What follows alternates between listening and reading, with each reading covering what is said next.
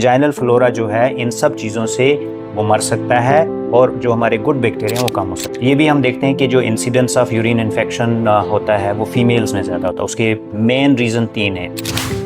आपकी सेहत आपके हाथ में है। जी हाँ नाजरीन, आज हमारे साथ मशहूर और मारूफ डॉक्टर शफीक अहमद साहब है। इनसे हम जानने की कोशिश करेंगे आज यूरिनरी ट्रैक्ट इन्फेक्शन ज़्यादातर जो है औरतों में पाया जाता है। इनसे हम जानने की कोशिश करेंगे कि कौन से एहतियात हमें बरतने चाहिए ताकि जो है यूरिनरी ट्रैक्ट इन्फेक्शन जो है ज़्यादा राइज पे है। आज इनसे हम मज़ीद जानने की कोशिश करेंगे। तो अस्सलाम वालेकुम। वालेकुम अस्सलाम। आपका बहुत बहुत शुक्रिया कश्मीर क्राउन में वक्त देने के लिए। आपसे मैं जानना चाहूँगी आजकल जो है यूरिनरी ट्रैक्ट इन्फेक्शन जो है औरतों में ज़्यादा पाया जाता है, तो कौन से एहतियात हमें बरतने चाहिए ताकि जो है इसका जो है राइज कम हो जाए। मेन रीजंस होते हैं यूरिन इन्फेक्शन के फीमेल्स में। ये भी हम देखते हैं कि जो इंसिडेंस ऑफ यूरिन इन्फेक्शन होता है वो फीमेल्स में ज़्यादा होता है। उसके मेन रीज़न 3 हैं। पहला तो फीमेल जो यूरेथ्रा है वो एनाटॉमिकली इस तरह से लोकेटेड होता है कि वहाँ पे विजाइनल फ्लोरा वो एक्सेस जो है to the urethra is definitely there, तो उसके चलते हुए यूरिन इन्फेक्शन के चांसेस ज़्यादा रहते हैं। सेकेंड फैक्टर जो है वो है कि जो भी मंथली साइकिल्स होते हैं उस दौरान पे विजाइनल फ्लोरा का जो क्वालिटी है वो चेंज होती रहती है। उसका पीएच जो है वो चेंज होता रहता है। जो हमारे गुड बैक्टीरिया हैं वो कम हो जाते हैं और बैड बैक्टीरिया जो हैं वो ज़्यादा हो जाते हैं। तो इसीलिए यूरिन इन्फेक्शन के चांसेस जो हैं फीमेल्स में रहते हैं। तीसरा जो मेन रीज़न फीमेल्स के अंदर होता है वो एक कॉमन पॉपुलेशन से हट के जब भी किसी भी फीमेल की लाइफ में एक सेक्सुअल साइकिल शुरू होता है और पोस्ट मेनोपॉजल टाइम आता है, ये 2 पीक्स होते हैं कि जब भी हमारा आफ्टर द मैरिज जब हमारे सेक्सुअल एक्टिविटी शुरू होती है तो जो यूरिन इन्फेक्शन के चांसेस वो बढ़ जाते हैं। और फीमेल के जब हार्मोन्स की चेंजेस आती हैं आफ्टर द पोस्ट मेनोपॉजल, हमारी मदर्स हैं उनको यूरिन इन्फेक्शन जो है वो ज़्यादा हो जाता है।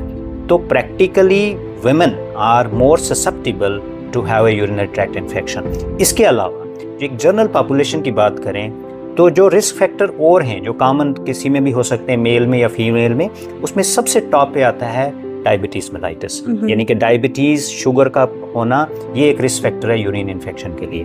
अब अगर हम इसको थोड़ा सा आपके क्वेश्चन को एक्सटेंड करें कि फीमेल्स को किस तरह से अपने आप को यूरिन इन्फेक्शन से बचाना चाहिए, जी। उसके हवाले से मैं ये बताऊंगा कि सबसे इम्पॉर्टेंट होता है कि अपना एक प्रॉपर हाइजीन मेंटेन करना। बहुत बारी मेरे आउट पेशेंट में मेरी बहनें और माएँ जो ये पूछती हैं क्या सिंपल साधारण पानी से उनको क्लीन करना चाहिए या कुछ खास डिटॉल या इस तरह की जो चीज़ें उनका इस्तेमाल करना चाहिए। तो मेरी मैसेज ये है कि बिल्कुल सिंपल साधारण पानी से अपने आप को क्लीन और हाइजीन रखना चाहिए।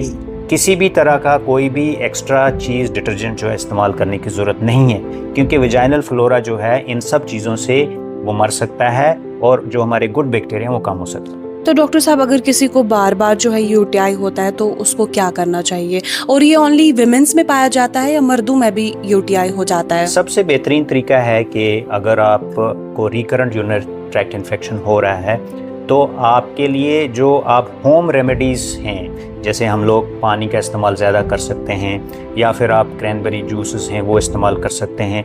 उससे हमारा जो बैक्टीरियल फ्लोरा है ये सब चीज़ें जो हैं थोड़ा इम्प्रूव हो सकती हैं। इसके अलावा अगर किसी फीमेल्स को रिकरेंट इन्फेक्शन हो सकता है तो वो एक सिंगल डोज एंटीबायोटिक का इस्तेमाल कर सकते हैं। लेकिन अगर इसके बावजूद भी उनको बार बार इन्फेक्शन हो रहा है तो एक प्रॉपर यूरिन का जो कल्चर होता है सेंसिटिविटी का, उसको देखते हुए वो अपने डॉक्टर से रजू करें और देखें। स्टिल जो एंटीबायोटिक है वो इस चीज़ का सोल्यूशन नहीं है।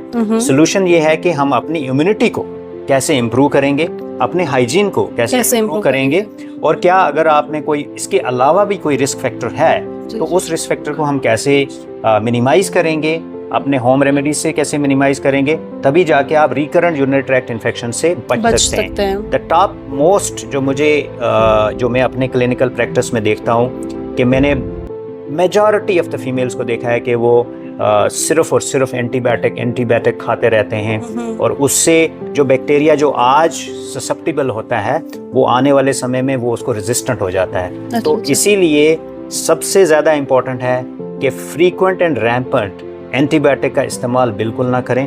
अगर करना भी है तो आप प्रोबायोटिक खा सकते हैं। दही, हाइजीन। कर्ड, इन चीज़ों का ध्यान रखें, हाइड्रेशन अच्छा रखें और अपने हाइजीन का ज़रूर ध्यान रखें। मुझे लगता है कि इसी से आप रिकरेंट यूरिनरी ट्रैक्ट इन्फेक्शन से बच सकते हैं। तो डॉक्टर साहब आपका बहुत बहुत शुक्रिया। तो नाजरीन, आप भी अपनी सेहत का जो है पहले से ही ख्याल रखें ताकि जो है कल को आपको ज़्यादा भुगतना ना पड़े, क्योंकि सेहत एक बहुत बड़ी दौलत है। Thank you.